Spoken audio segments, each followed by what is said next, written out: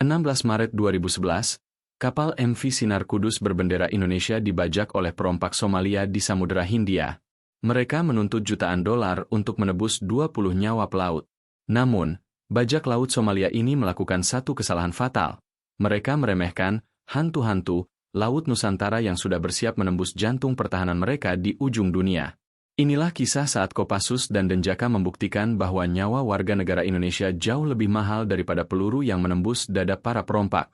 Bagaimana cara TNI menyerbu kapal di tengah kepungan ratusan milisi tanpa melukai satupun sandera?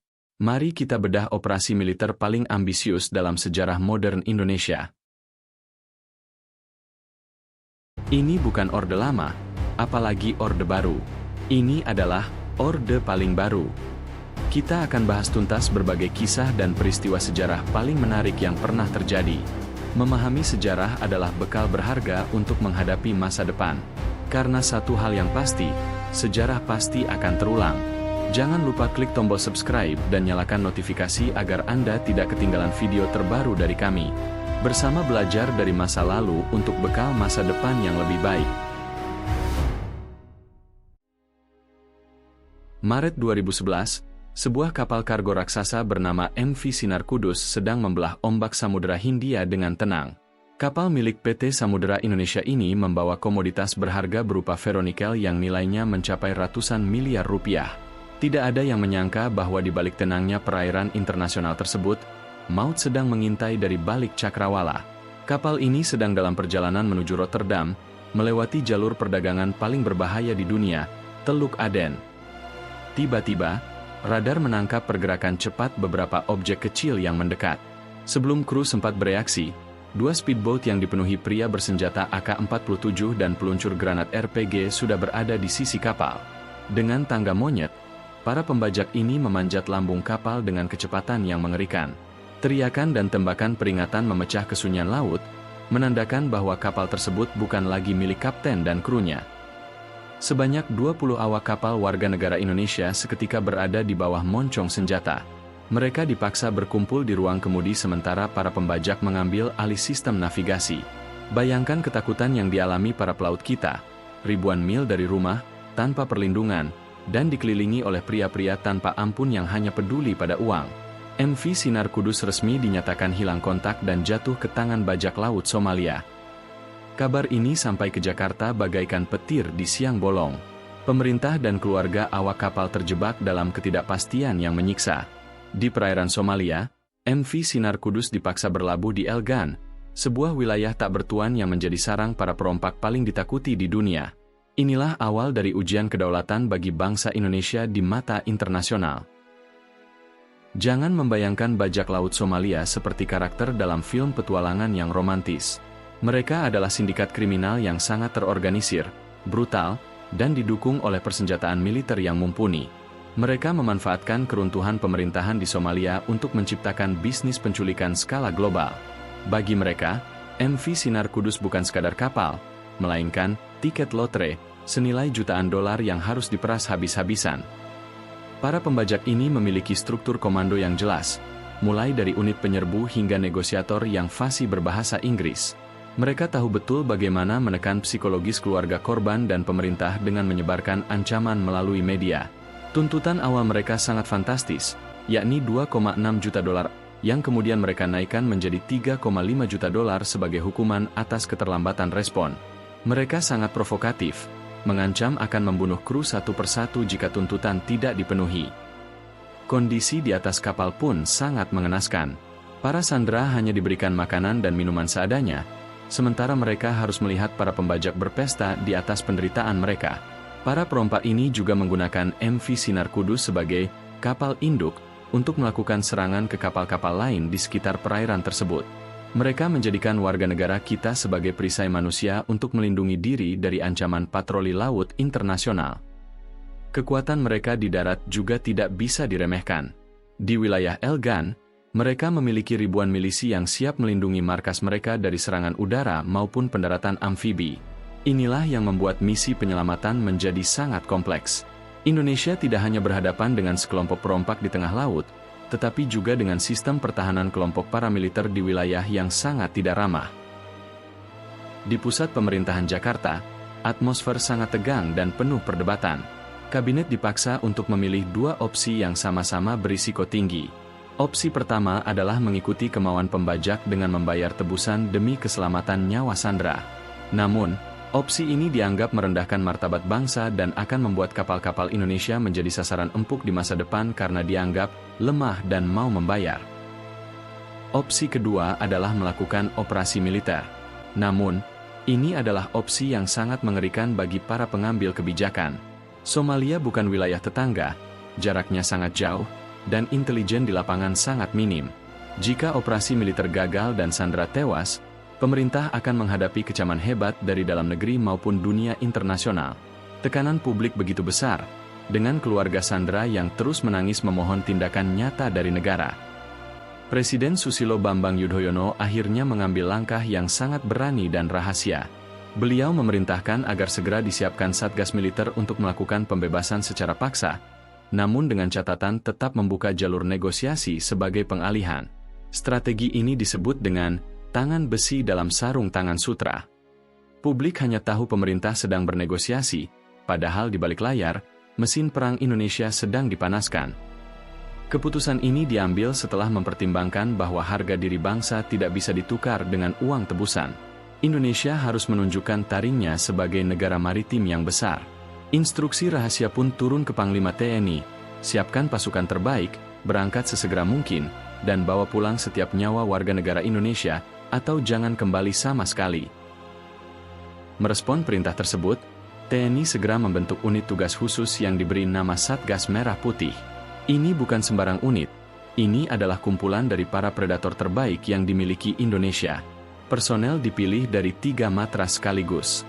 Dari Angkatan Darat, dikerahkan personel dari Sat 81 Gultor Kopassus. Dari Angkatan Laut, dilibatkan Denjaka, Detasemen Jalamangkara, dan Kopaska, Komando Pasukan Katak. Persenjataan dan alutsista yang dikerahkan pun tidak main-main. 2 kapal fregat kelas-kelas Ahmad Yani, KRI Abdul Halim Perdana Kusuma 355 dan KRI Yosudarso 353, dikerahkan untuk memberikan dukungan tembakan dan pengintaian. Selain itu, kapal markas KRI Banjarmasin 592 ikut serta membawa helikopter Bo 105 yang telah dimodifikasi untuk operasi serbu cepat.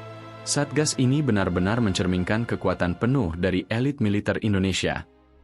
Persiapan dilakukan dalam waktu yang sangat singkat, hanya hitungan hari. Para prajurit elit ini melakukan latihan intensif di atas kapal yang memiliki spesifikasi serupa dengan MV Sinar Kudus. Mereka melatih teknik fast dropping, pertempuran jarak dekat di lorong sempit kapal, hingga penembak jitu yang dilatih menembak dari atas helikopter yang bergoyang. Tidak ada ruang untuk kesalahan. 1 peluru harus 1 target. Yang luar biasa, keberangkatan Satgas ini sangat dirahasiakan dari publik. Kapal-kapal tersebut bergerak keluar dari pelabuhan seolah-olah hanya melakukan patroli rutin.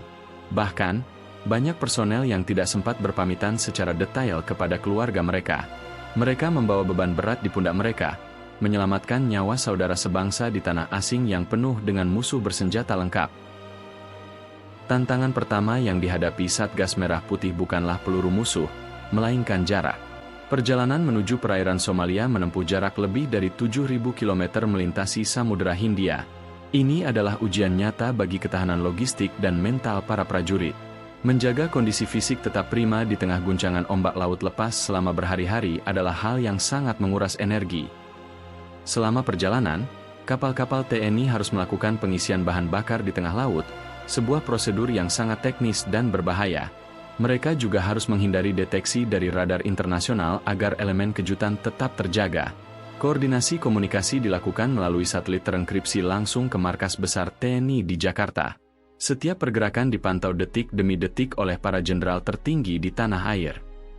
Di dalam lambung KRI Banjarmasin, para personel Kopassus, Denjaka, dan Kopaska terus mengasah strategi. Mereka mempelajari setiap jengkal desain MV Sinar Kudus. Mereka membagi tim menjadi beberapa kelompok kecil, tim penyerbu, tim pengalih, dan tim medis evakuasi. Mental mereka ditempa untuk menghadapi skenario terburuk, termasuk jika mereka harus bertempur melawan ratusan milisi Somalia di darat. Provokasi dari pihak pembajak yang terus mengancam di media sosial dan berita internasional justru menjadi bahan bakar semangat bagi para prajurit. Mereka merasa harga diri mereka ditantang. Kehadiran kapal-kapal perang Indonesia di perairan Somalia nantinya tidak hanya untuk menjemput sandera, tetapi untuk menunjukkan bahwa wilayah manapun di dunia ini bisa dijangkau oleh kekuatan militer Merah Putih jika warga negaranya diganggu.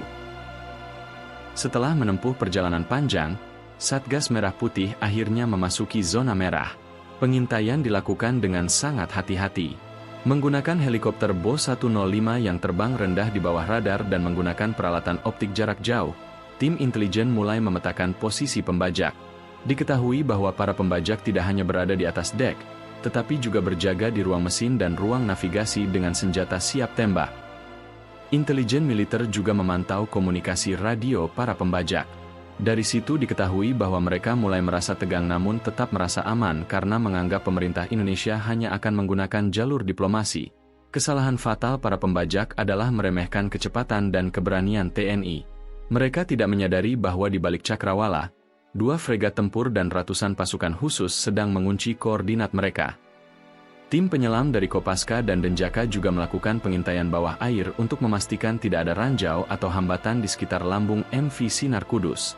Kondisi laut yang cukup bergejolak menjadi tantangan tersendiri bagi operasi infiltrasi ini. Namun, dengan kemampuan di atas rata-rata, para prajurit kata ini berhasil mendekati area target tanpa terdeteksi oleh radar maupun penjaga di atas dek kapal. Pada tahap ini, strategi dual track dijalankan secara sempurna. Di satu sisi, perusahaan pemilik kapal terus melakukan komunikasi intens dengan pembajak mengenai pengiriman uang tebusan. Ini dilakukan untuk memberikan rasa aman palsu kepada pembajak.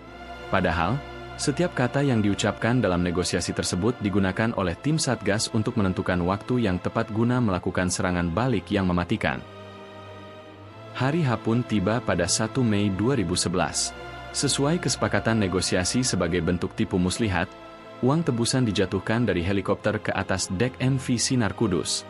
Begitu uang tersebut diterima, para pembajak mulai bersiap meninggalkan kapal. Mereka merasa telah menang besar. Namun, mereka tidak tahu bahwa maut sudah menunggu di depan pintu. Begitu sandera terakhir dipastikan aman dari jangkauan pembajak, perintah, serbu, bergema di radio. Helikopter Bo 105 segera melesat mendekat, memberikan perlindungan udara dan menempatkan penembak jitu di posisi strategis. Sementara itu, Sea Rider yang membawa tim gabungan Denjaka dan Kopaska meluncur dengan kecepatan tinggi menuju lambung kapal. Dengan gerakan yang sangat terlatih, para prajurit memanjat sisi kapal dan segera menguasai dek utama. Terjadi kekacauan luar biasa di pihak pembajak yang sama sekali tidak menyangka akan ada serangan secepat itu. Suara tembakan mulai terdengar saat beberapa pembajak mencoba melawan. Namun, kecepatan dan akurasi pasukan khusus Indonesia tidak tertandingi. Dalam hitungan menit, area-area krusial di atas kapal berhasil dikuasai. Para sandera segera diamankan di zona aman dan dilindungi oleh tameng anti peluru. Tidak ada satupun sandera yang terluka dalam aksi kilat ini, sebuah pencapaian yang sangat luar biasa dalam operasi pembebasan sandera. Para pembajak yang masih berada di atas kapal kocar-kacir, sebagian besar memilih melompat ke laut dan mencoba melarikan diri menggunakan perahu motor mereka. Namun, mereka lupa bahwa mereka sedang berhadapan dengan angkatan laut yang memiliki tradisi tempur yang panjang. Operasi yang tadinya bersifat penyelamatan kini berubah menjadi operasi pengejaran dan penghancuran bagi para perompak yang mencoba lari.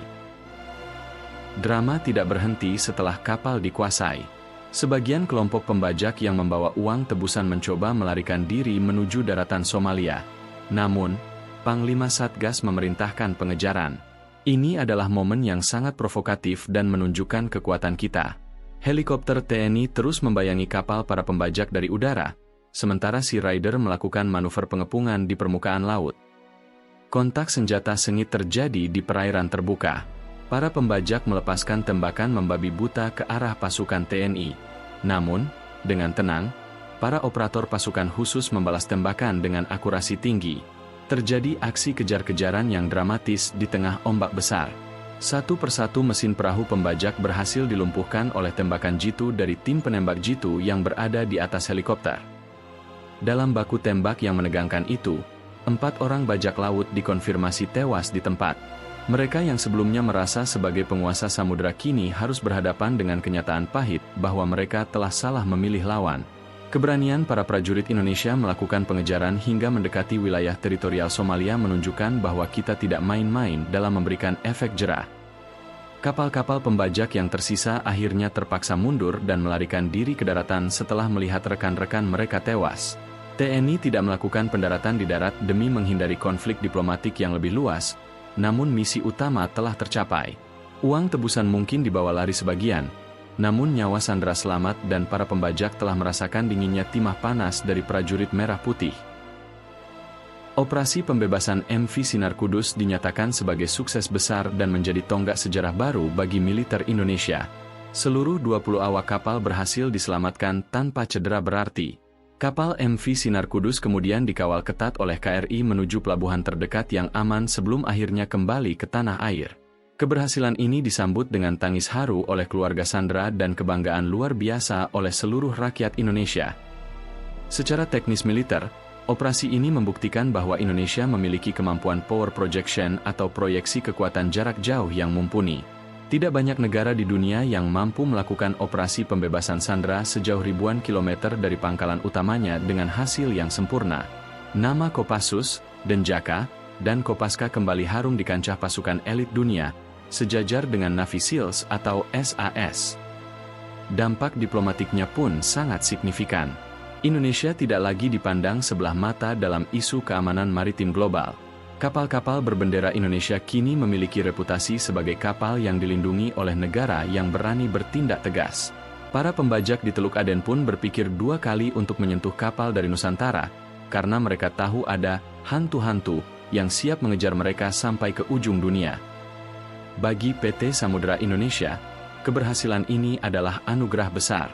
Namun bagi bangsa Indonesia, ini adalah pembuktian bahwa negara hadir untuk melindungi setiap tetes darah warganya. Kerugian material akibat tebusan dianggap sebagai biaya taktis, namun kehancuran mental para pembajak dan kembalinya kedaulatan bangsa di laut adalah kemenangan yang tak ternilai harganya dengan uang sebesar apapun. Kisah pembebasan MV Sinar Kudus adalah pengingat bagi kita semua bahwa kita adalah bangsa pelaut yang besar. Sejarah mencatat bahwa nenek moyang kita menguasai samudera, dan operasi ini adalah manifestasi modern dari jiwa bahari tersebut. Keamanan laut bukan hanya soal ekonomi, tetapi soal martabat. Kita telah menunjukkan bahwa meski kita cinta damai, namun kita lebih mencintai kemerdekaan dan kedaulatan kita. Operasi ini juga menjadi pelajaran bagi sistem pertahanan kita untuk terus memperkuat armada laut dan kualitas pasukan khusus. Di masa depan, tantangan di laut akan semakin kompleks, mulai dari perompakan, penyelundupan, hingga sengketa wilayah. Namun, dengan semangat yang ditunjukkan oleh Satgas Merah Putih, kita memiliki keyakinan bahwa Indonesia mampu menghadapi ancaman apapun yang muncul dari arah laut.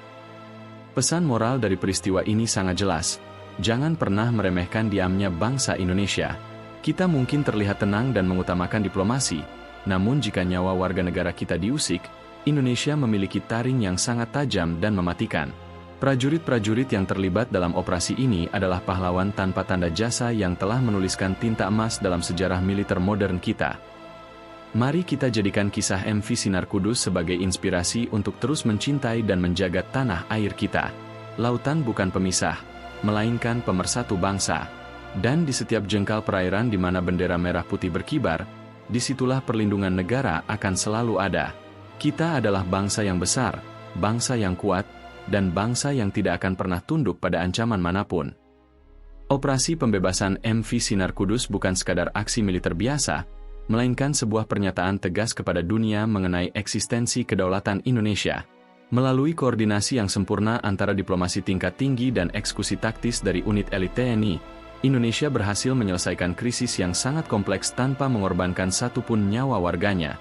Keberhasilan ini membuktikan bahwa jarak bukan lagi penghalang bagi TNI untuk memberikan perlindungan kepada rakyatnya. Ini adalah kemenangan harga diri, kemenangan profesionalisme militer, dan kemenangan seluruh rakyat Indonesia di panggung dunia. Itulah drama penegakan kedaulatan di Samudera Hindia yang menjadi bukti bahwa Merah Putih tidak pernah main-main soal nyawa warga negaranya. Keberhasilan operasi Sinar Kudus ini bukan sekadar keberuntungan, melainkan buah dari latihan keras dan dedikasi tanpa batas para prajurit yang siap mati demi kehormatan bangsa. Namun, perjuangan menjaga kedaulatan tidak berhenti di sini. Jika kalian tertarik dengan dunia militer dan aksi-aksi hebat pasukan elit kita, jangan lewatkan konten-konten kami sebelumnya. Kita telah mengupas tuntas sejarah dan profil pasukan khusus dari 3 matra sekaligus. Dari Angkatan Darat, kita telah membedah ketangguhan Kopassus yang melegenda dengan baret merahnya. Dari Angkatan Laut, kita sudah melihat betapa mematikannya Denjaka dan Kopaska yang menjadi hantu bagi para perompak samudera. Dan jangan lupakan dari Angkatan Udara, kita sudah membahas profil Kopasgat, pasukan payung yang memiliki kemampuan tempur di 3 medan, darat, laut, dan udara, dengan spesialisasi merebut dan mengoperasikan pangkalan udara. Sekarang, bagaimana menurut pendapat kalian? Apakah strategi tangan besi dalam sarung tangan sutra yang diterapkan pemerintah saat itu sudah tepat? Atau seharusnya kita menyerang lebih awal tanpa perlu negosiasi tebusan sedikit pun? Tulis pendapat kalian di kolom komentar. Kita diskusikan secara cerdas di sana.